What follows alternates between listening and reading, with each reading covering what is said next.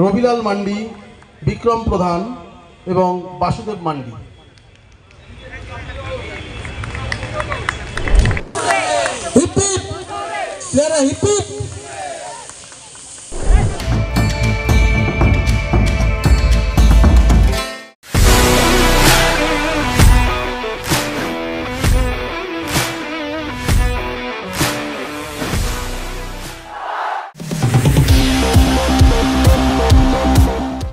বুধবার বিকেলে বাংলা দলকে সম্বর্ধনা দিল ভবানীপুর ক্লাব। আর্থিক পুরস্কার হিসাবে ৩ লক্ষ টাকা এবং প্রত্যেককেই দেওয়া হয় হাত ঘড়ি। জাঁকজমক অনুষ্ঠানের মাধ্যমে পালন করা হলো বাংলার সন্তোষ জয়। তবে এদিন সন্তোষের মূল নায়ক রবি হাঁসদা কিংবা ইশরাফুল দেওয়ান উপস্থিত ছিলেন না। মহামেডানের প্র্যাকটিস থাকাকালীন তারা উপস্থিত থাকতে পারেননি।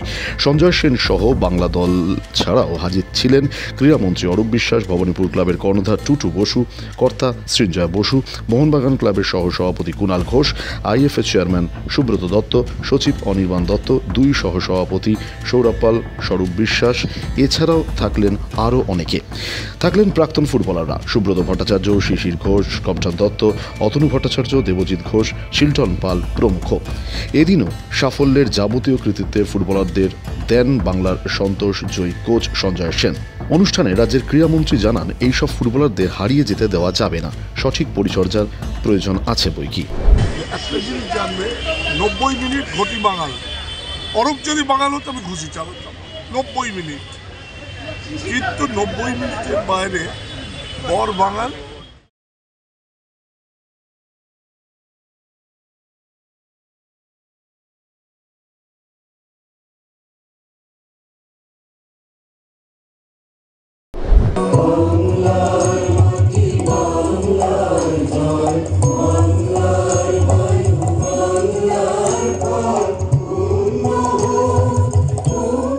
সবকিছু মিলিয়ে সন্তোষ জয়ীদের জাঁকজমক সম্বর্ধনায় এদিন ভবানীপুর ক্লাব মেতে উঠেছিল এবং স্বাভাবিকভাবেই সন্তোষ জয়ীদের এই সম্বর্ধনা মনে গেঁথে থাকলো ময়দানের সব ফুটবল প্রেমীদের অন্তরে।